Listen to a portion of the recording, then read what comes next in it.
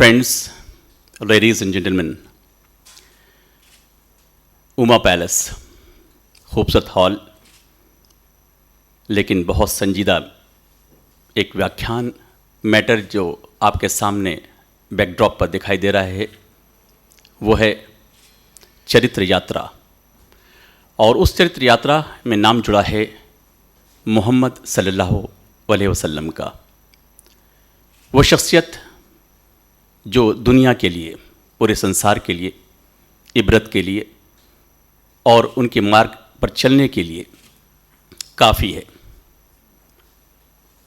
एक ऐसा नाम जिसने दुनिया को अपने एक पहचान दी है अपने कैरेक्टर से, अपने चरित्र से, और वो चरित्र आज हम सब किसी न किसी रूप में अपने में पैदा करने की कोशिश कर रहे हैं। और अक संस्था जिसके प्रेरणा स्रोत और उसके ख़ास इंस्पिरेशन स्वामी उमा द अक जो हमारे बीच में तशरीफ़ रखते हैं, उनकी कारगुजारियाँ, उनकी मोहब्बतें और एक तरह का उनका जो प्यार है हम सब के बीच में वो फैलता जा रहा है। और उन्होंने जो पैगाम दिया है इस संसार को, वो एक शहर में नहीं बल्कि बढ़ता हुआ, अब प्रदेश से बढ़ता हुआ देश में और देश से बढ़ते हुए विदेशों में भी जा रहा है। कि इस प्रोग्राम में मुख्य अतिथि हमारे उदय प्रताप सिंह जी जो हिंदी संस्थान के अध्यक्ष हैं और हमारे एक प्रोग्राम में वो आ चुके हैं। हमारे खुशकिस्मती उनकी मोहब्बतें यहाँ हमेशा रही हैं। वो आज इस प्रोग्राम के मुख्य अतिथि हैं। जबकि विशिष्ट अतिथि यहाँ के डीएम महोदय प्रांजल यादव जी, वो यहाँ पर आएंगे, हमारे वो विशिष्ट अतिथि हैं। और हम ही न होंगे तो क्या रंगे महफिल, जब स्वामी उमा द अक वो एक ऐसा सोर्स है, वो एक ऐसा बिंदु है जहाँ से हर चीज़ें शुआएं फैल रही हैं, बढ़ रही हैं उसके तरफ जहाँ हमें कुछ पाना है। हमारे उदय प्रताप सिंह जी जो हमारे लिए प्रेरणा के स्रोत हैं, हॉल में तशरीफ़ ले आ रहे हैं। आप सब उनका इस्तकबाल कीजिए। ये हमारे बुज़ुर्ग और हमारे लिए सच में वो कैरेक्टर के भी स्रोत हैं, वो चरित्र के एक बहुत बड़े स्रोत हैं और हमारे बीच में वो तशरीफ़ रख रहे हैं जनाब उदय प्रताप सिंह जी। उदय प्रताप सिंह जी जो हिंदी संस्थान के अध्यक्ष हैं उत्तर प्रदेश, आज हमारे मुख्य अतिथि हैं। हमें खुशी है और साथ साथ फ़ख्र है इस बात का, हम गर्व महसूस कर रहे हैं कि वो हमारे बीच में बैठे हैं। और कुछ ही देर के बाद हमारे एक विशिष्ट अतिथि जिनका नाम मैं पहले से ले चुका हूं वो हमारे बीच में होंगे। बैठे हुए हैं जनाब उदय प्रताप सिंह जी, जिनका स्वागत हमने अभी तक नहीं किया है। दरअसल मैं ये चाह रहा था कि पहले स्वागत का कार्यक्रम हो, लेकिन मैं देख रहा था कि एक चेयर खाली है तो थोड़ा सा मुझे दूसरी तरफ भी जाना हुआ था। बहरहाल माफ़ी के साथ आगे बढ़ता हूँ। मुख्य अतिथि के स्वागत के लिए मैं सबसे पहले, अगर हमारे यहाँ पर संजय गुप्ता जी बैठे हों, गोपाल भारत जी, आनंद सिंह जी बैठे हों और मोहित अग्रवाल जी, प्लीज़ आप सब वहाँ पर आ जाएं ताकि हम आपके ज़िम्मे कुछ काम सौंप दें और वो आप कर दें तो बड़ा अच्छा लगेगा। मेहरबानी करके संजय गुप्ता जी, गोपाल भारत जी, आनंद सिंह जी और मोहित अग्रवाल जी। मोहित अग्रवाल जी जो सचिव अक जागृति मतदाता मंच, वो तशरीफ़ रखते हैं। मैं सबसे पहले बुके के लिए संजय गुप्ता जी से ये अनुरोध करूंगा कि वो आ जाएं और हमारे मुख्य अतिथि आदरणीय उदय प्रताप सिंह जी को भेंट करें। और मैं हार के लिए गोपाल फूलों का हार, इसमें खुशबू भी है रंगत के सिवा, तो खुद ही स्वामी जी उनको भेंट करते हुए,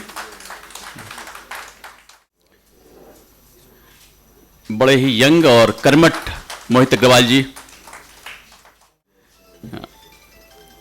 लेकिन फिर भी आपका आशीर्वाद उन सबके साथ है।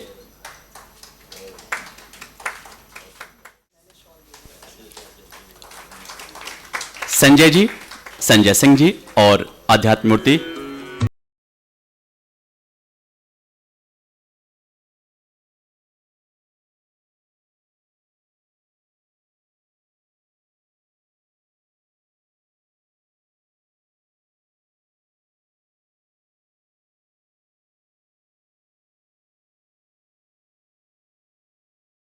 डॉक्टर रतिशंकर त्रिपाठी जी के बारे में थोड़ा सा एक लाइन सिर्फ मैं कह दूं कि वो फिल्म इंडस्ट्री से जुड़े हुए हैं, लेकिन आध्यात्म से भी जुड़े हुए हैं और भाषा से जुड़ करके साहित्य की तरफ इनका रुझान बड़ा ही सशक्त है। जितना अच्छा वो खूबसूरत बोलते हैं, उतना ही प्यारा अंदाज, उतने ही कोमल दिल, कोमल हृदय के हैं वो। और मैं चाहता हूं कि आप अपने उस दिल से इन सब का स्वागत करें।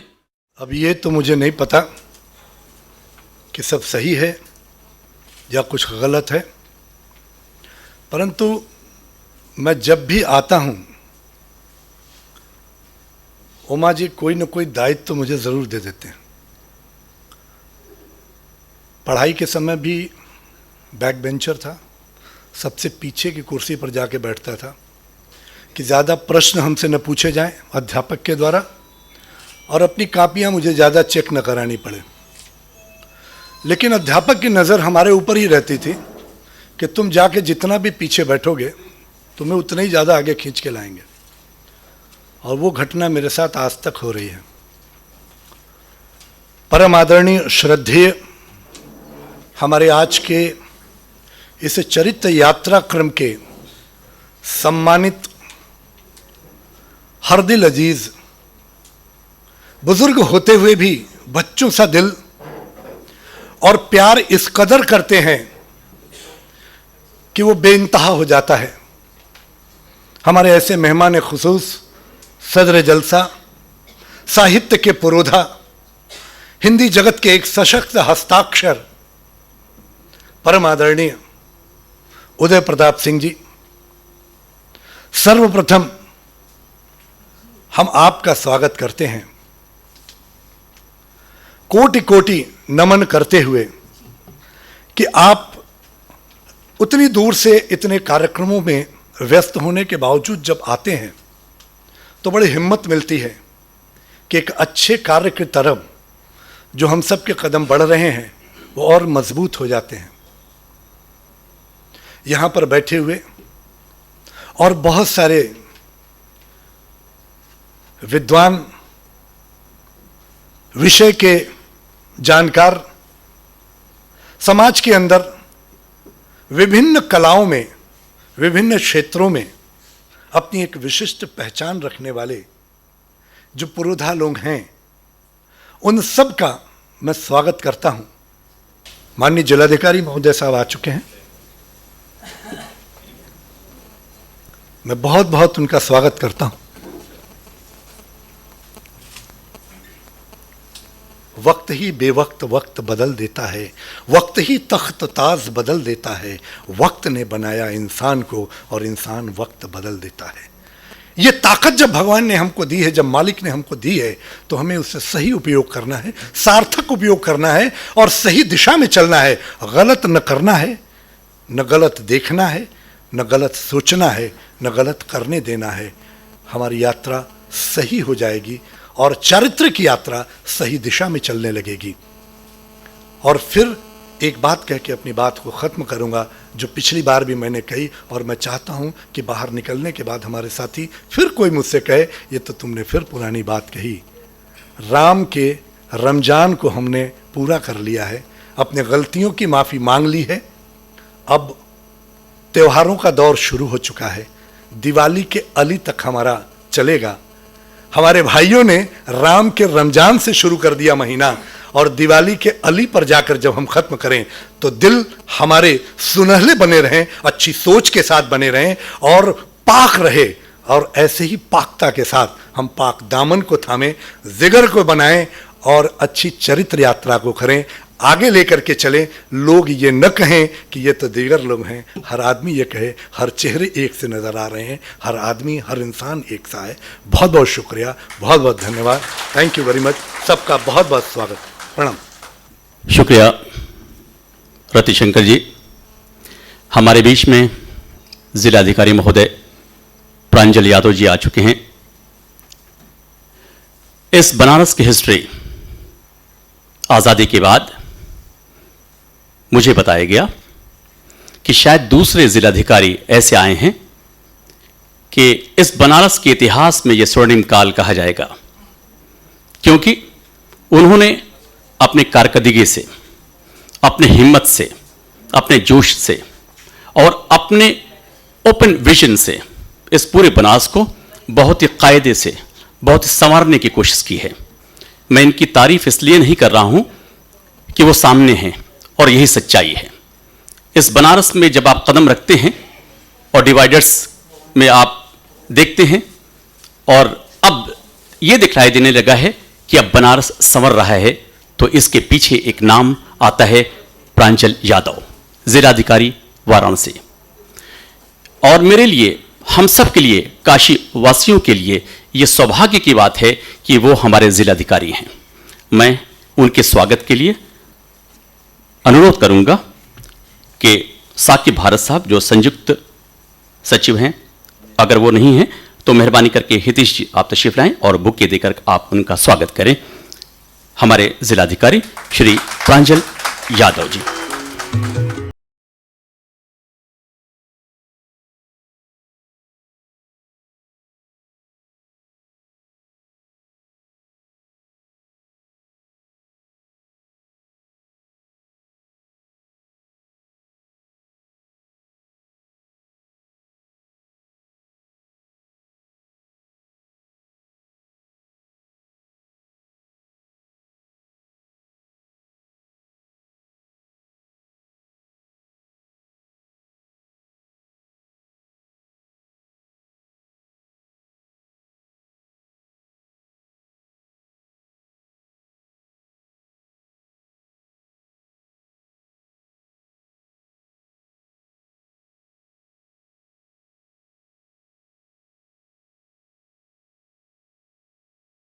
इस सफ़र में हमारे साथ तशरीफ़ फरमा हमारे मेहमान खुसूसी जो लखनऊ से इस प्रोग्राम में तशरीफ़ लाएं, मोहतरम जनाब उदय प्रताप सिंह जी, और बनारस के डिस्ट्रिक्ट मजिस्ट्रेट विशिष्ट अतिथि, और हमारे बीच में बनारस के हरदिल अजीज़ और हम सबों की रहनुमाई करने वाले ओमदी अक साहब, हमारे बीच में मोहतरम जनाब हारून रशीद साहब, मोहतरम जनाब यासीन साहब, और यहाँ पे तमाम मोअज़्ज़िज़ हज़रात। जैसा कि आपको मालूम है, आज ये प्रोग्राम बड़ा ही मखसूस प्रोग्राम है। दुनिया में अलग अलग नामों से यात्राएं निकाली जाती हैं। उनका मकसद होता है, किसी का मकसद होता है कि अपनी हुकूमत को कायम करना, किसी का मकसद होता है न्याय दिलाने के लिए यात्रा निकाली जाती है। लेकिन आज का जो विषय है, आज का जो मजमून है, वो ये है कि इस देश में हम वो कौन सा रास्ता अख्तियार करें, हम लोग वो कौन से रास्ते पे चलें जिससे इस मुल्क में अमन व अमान हो, इस मुल्क में हर इंसान जो कि अपने बका की तलाश में हर चीज़ को भूलता चला जा रहा है और उसको ये याद नहीं रहता है कि हम लोग आखिर वो कौन से रास्ते पे जा रहे हैं, जो रास्ता सिर्फ हमको विनाश की तरफ लेके जा रहा है। इसी का आज इसी मकसद के तहत हम लोगों ने किरदार साजी के लिए एक आला नाम का इंतखाब किया। वो आला नाम हमारे हुजूर पाक आकाए नामदार अहमद मुश्तबा मोहम्मद मुस्तफ़ा सल्लल्लाहु अलैहि वसल्लम कि आपका चरित्र कैसा था, जिसकी चरित्र के बुनियाद पे दुनिया मुत्तहिद हुई और इंसानियत का परचम बुलंद हुआ। और जिन लोगों को इस दुनिया में अपने हक और हुकूक से महरूम रहना पड़ता था, उन लोगों को एक मिशन के तहत, एक इनकलाब के तहत, एक तहरीक के तहत उन लोगों को अपने हक और हुकूक हासिल करने में ज़र्रा बराबर भी परेशानी नहीं। इसी के साथ मैं अपनी बातों को इस शेर के साथ ख़त्म करता हूँ कि बका की फ़िक्र कर अपनी ज़िंदगी के लिए, और ज़माना कुछ नहीं करता कभी किसी के लिए। खुदा हाफिज़। पलकों पर रुक गया है समंदर खुमार का, कैसा अजम नशा है तेरे इंतजार का। आइए माइक पर। आज इस कार्यक्रम में मुख्य अतिथि आदरणीय अध्यक्ष जी श्री उदय प्रताप जी, स्वामी ओमादाग जी, यहाँ पे उपस्थित सभी गणमान्य अतिथिगण। टॉपिक आज इतना इंटरेस्टिंग है और इतना वाइड है कि बहुत कुछ कहा जा सकता है, बहुत कुछ डिस्कस हो सकता है, पर समय की बाध्यता भी है और बहुत सारे लोगों को सुनने का भी आज एक अच्छा अवसर है। मैं शॉर्ट में कुछ बातें जो अंदर फील करता हूँ, जो थोड़ा बहुत एक्सपीरियंस है, उससे शेयर करना चाहूँगा। देश की ही अगर बात करें, अपने देश की, इसका एक स्वर्णिम इतिहास रहा है। एक ज़माने में हम लोग सुनते हैं, देखा तो नहीं, सुनते ही हैं कि हाँ एक स्वर्णिम इतिहास था और ऐसा था वैसा था, पर इतने हम पे ही आक्रमण हो गए। जो आया आराम से आक्रमण किया, खूब लूटपाट हुई, और अभी भी देखें तो कोई बहुत ज़्यादा हम लोगों ने अचीव भी नहीं कर पाए। कुछ पॉजिटिव भी है इसमें। एक तो सबसे ज़्यादा टॉलरेंस हम लोगों में बहुत ज़्यादा है, हिंदुस्तान के लोगों में हर चीज़ हम एडजस्ट कर लेते हैं, ये बहुत अच्छी बात भी है।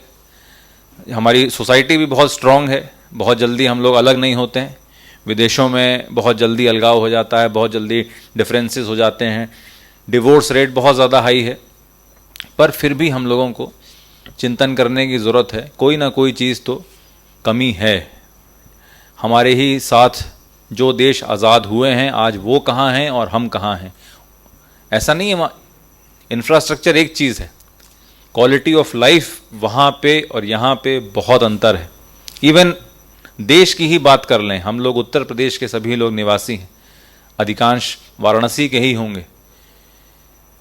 जो हमारे साउथ वाले स्टेट हैं उनमें जो प्रगति हो रही है और हम में हमारी जो प्रगति हुई है उसमें अंतर है। आपको लग रहा होगा मैं प्रगति की और इसकी बात कर रहा हूँ, टॉपिक कुछ और है, मगर मेरा ये मानना है कि आर्थिक, जब इकोनॉमिक डेवलपमेंट होता है, जब एजुकेशन आती है, तो उसके साथ ही बहुत सारी खराब बातें अपने आप दूर होती जाती हैं।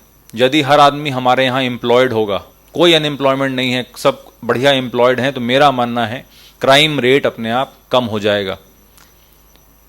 विदेशों में या साउथ के स्टेट्स में क्राइम है ही नहीं, वहाँ पे सब डेवलप्ड हैं, किसी के पास टाइम ही नहीं है कि इन सब चीज़ों में इन्वॉल्व हो और खामोखा अपने अगेंस्ट वो मुकदमेबाजी कराए, जेल जाए, इतना किसी के पास समय नहीं है। मगर हमारे यहाँ बहुत सारे लोग अनएम्प्लॉयड हैं, एजुकेशन भी उतनी नहीं है। एजुकेशन है भी तो आज की एजुकेशन भी क्या है, एजुकेशन मात्र सिर्फ एग्ज़ाम पास करने के लिए होती है। आज के जो शहर के लोग हैं उनसे कहीं अच्छा हमारा गांव का आदमी है, सीधा सादा है, क्राइम भी कम है। भ्रूण हत्या की बात कर लें, आप सभी लोग इस बात को अवगत होंगे कि जो अच्छे स्टेट हैं, हरियाणा है या हमारा वेस्टर्न उत्तर प्रदेश है, जहाँ वो सब अच्छे क्वालिफाइड हैं, वहाँ पे सबसे ज़्यादा इस तरह के केसेस पाए जाते हैं, जहाँ बच्चे को वो लोग गर्भ में ही मार देते हैं। तो तो सिर्फ एजुकेशन का भी हमें ये सोचने की ज़रूरत है, एजुकेशन सिर्फ डिग्री वाली ना हो कि सिर्फ एग्ज़ाम पास कर लिया और बहुत बड़े MBA करके हम बन गए, मगर उससे हमने सीखा क्या। तो बहुत ज़्यादा लेक्चर देने का मेरा यहाँ इरादा नहीं है। हम सभी लोग अगर अपने अंदर ही झांक लें, अपने को इम्प्रूव कर लें, परिवार को इम्प्रूव कर लें, बच्चों को खासकर जो आगे आने वाली जनरेशन है उस पर ध्यान दें, वो कम से कम एक अच्छा इंसान बने। वो लोग बहुत ज़्यादा मटेरियलिस्टिक वर्ल्ड होता चला जा रहा है, कंज्यूमरिज्म बहुत ज़्यादा है, हर आदमी को बस इंडिविजुअलिस्टिक भी हो गया है, हर आदमी अपने बारे में सोच रहा है मैं कितना कमा लूँ, मैं क्या कर डालूँ, एक दिन खाली हाथ आए हैं, एक दिन वैसे ही चले जाएंगे, तो कुछ नहीं है। मेन बात है बच्चों पे हम लोग सभी लोग ध्यान दें, आगे आने वाली जनरेशन है, क्योंकि उनका डिटेरियोरेशन बहुत तेज़ी से, मैं जो ऑब्ज़र्व कर रहा हूँ, इतना ज़्यादा इंटरनेट, व्हाट्सएप, फेसबुक, इतना ज़्यादा वो एक्सपोज हो रहे हैं जो कि उनको इतनी जल्दी शायद नहीं होना चाहिए। तो थोड़ा सा हम लोगों को ध्यान देने की ज़रूरत है। बाकी बहुत इंटरेस्टिंग टॉपिक पे आज आपने डिस्कशन रखा है, बहुत अच्छे अच्छे वक्ताओं को मैंने यहाँ सुना, और मुझे यहाँ आमंत्रित करने के लिए मैं खासकर स्वामी जी का बहुत बहुत आभारी हूँ। धन्यवाद। Thank you. बहुत बहुत शुक्रिया हमारे ज़िलाधिकारी महोदय। आपकी भावनाएं जो निष्कपट, निश्छल और बहुत ही सरल थीं। दरअसल आपने अपने दिल का एक जो ख्यालात उसकी होते हैं उसका इजहार आपने किया, बहुत ही सरल बातें। दरअसल उनको बहुत ही इम्पोर्टेंट मीटिंग में भी जाना है, जिलाधिकारी महोदय को मैं उनका शुक्रगुजार हूं कि वो तशरीफ़ लाए। इस विषय के ऊपर हमारे साथ और हमारे लिए, जैसा कि पहले भी मैंने बताया है कि जनाब हारून रशीद साहब हमारे बीच में बैठे हुए हैं। आइए जनाब हारून रशीद साहब माइक पर। बिस्मिल्लाहिर्रहमानिर्रहीम। सदर इजलास आली जनाब मुहतरम उदय प्रताप सिंह साहब, आज के इस प्रोग्राम के मोहतमिम स्वामी उमदक और दीगर सभी शरीक होने वाले हजरात जो अपने आप में खुद अपनी एक इज्जत रखते हैं, जिसमें ख़वातीन भी शामिल हैं। दोस्तों, चरित्र यात्रा शायद मैं समझता हूँ कि ये लफ्ज़ पढ़ने या सुनने के बाद थोड़ा सा आप महसूस कर रहे होंगे, क्या किरदार की भी यात्रा होती है। अभी तक तो बहुत सी यात्रा सुनी थी, लेकिन ये फ़न, ये हुनर हमारे स्वामी उमा जी का है। कितनी खूबसूरत अंदाज में इन्होंने अपनी बात कहनी चाहिए, और इसकी उर्दू, और इसका हम उर्दू में अगर ट्रांसलेशन करते हैं तो मेरे नज़दीक लफ्ज़ किरदार साजी आता है। किरदार को संवारना, बनाना।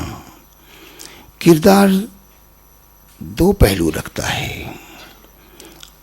किरदार अच्छा भी हो सकता है, किरदार बुरा भी हो सकता है। सिर्फ किरदार कुछ नहीं होता है, बल्कि किरदार के दामन में दो अहम बातें पोशीदा हैं। एक है अच्छा, एक है बुरा। जाहिर है कि किरदार जो बुरा है, ना वो कभी पसंद किया गया और ना सुबह क़यामत तक पसंद किया जाएगा। हमारे स्वामी उमा जी ने उसके साथ एक दूसरी लाइन और जोड़ दी है, किरदारी रसूलुल्लाह। रसूलुल्लाह मीन्स क्या होता है? ये अरबी सेंटेंस है। रसूल के माना मैसेंजर के होते हैं, पैगाम्बर वो पैगाम जो खुदा का दिया हुआ है बंदों तक पहुंचाता है।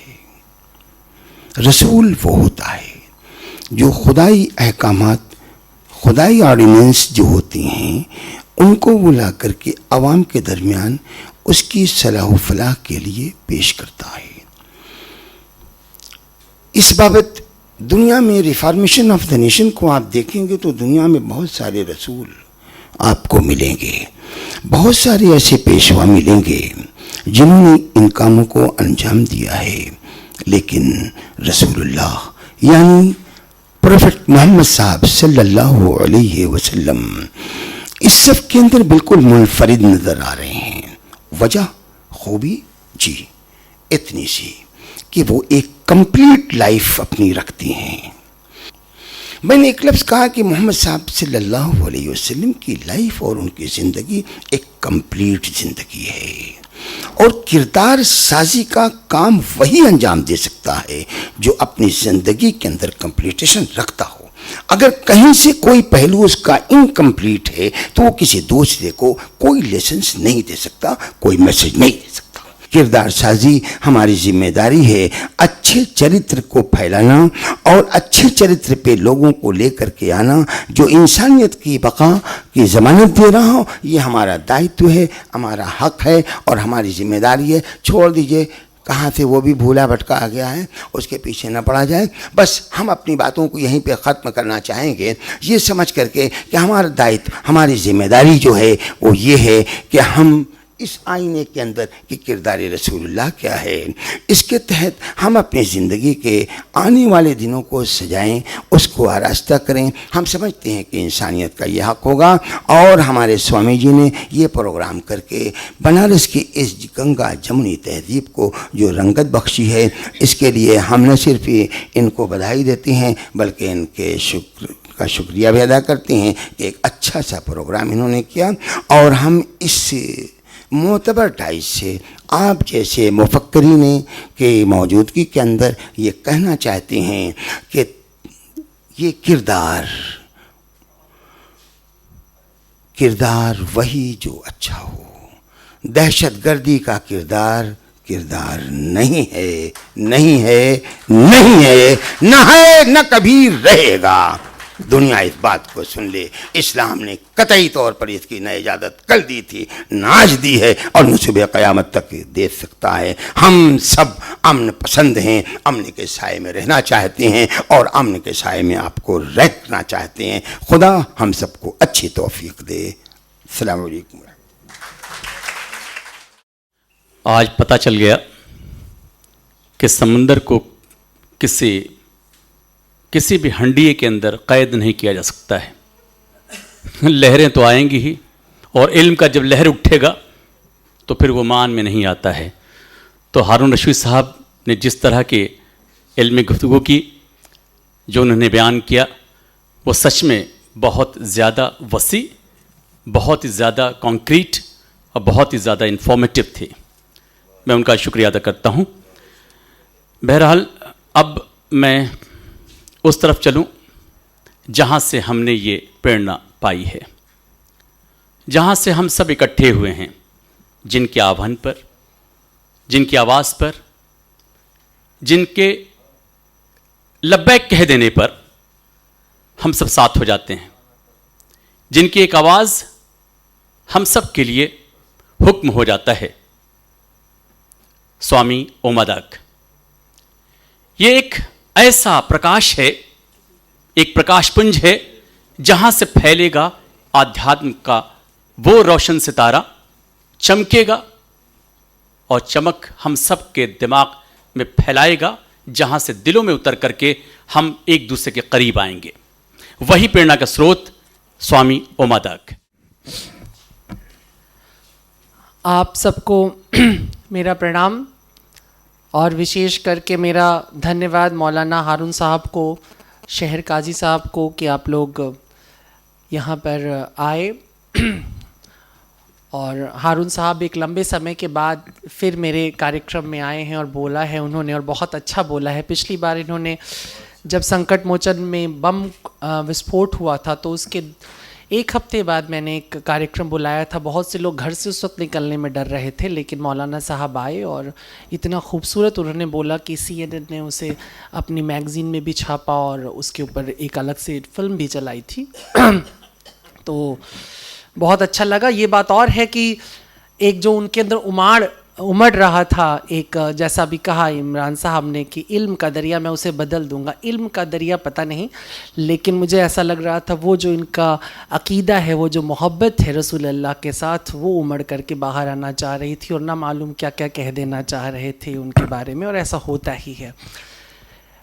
मैं DM साहब तो अब नहीं है, लेकिन मैं शुक्रिया उनका भी कर दूं कि उन्होंने अपने बड़े व्यस्त समय में से समय निकाला और हमारे बीच में आए और शहर के लिए अच्छा काम कर रहे हैं और करते रहे। इससे पहले कि मैं मुख्य विषय पर आऊँ, मैं अपने मुख्य अतिथि और यूँ कह लीजिए कि इस बार तो हमारा तीसरा इक्का लगा, क्योंकि तीसरी बार उदय जी आए हैं हमारे बुलाने पर शहर में। बाजी हम लोगों के हाथ में आ गई। उदय जी के बारे में मैं बहुत सारी बातें कह चुका हूँ। अब सोचता हूँ एक नज़्म लिख दूँ इनके ऊपर तो मेरा काम होगा पूरा। लेकिन उदय जी एक बहुत अच्छे कवि हैं, बहुत बड़े कवि हैं, बहुत बड़े शायर हैं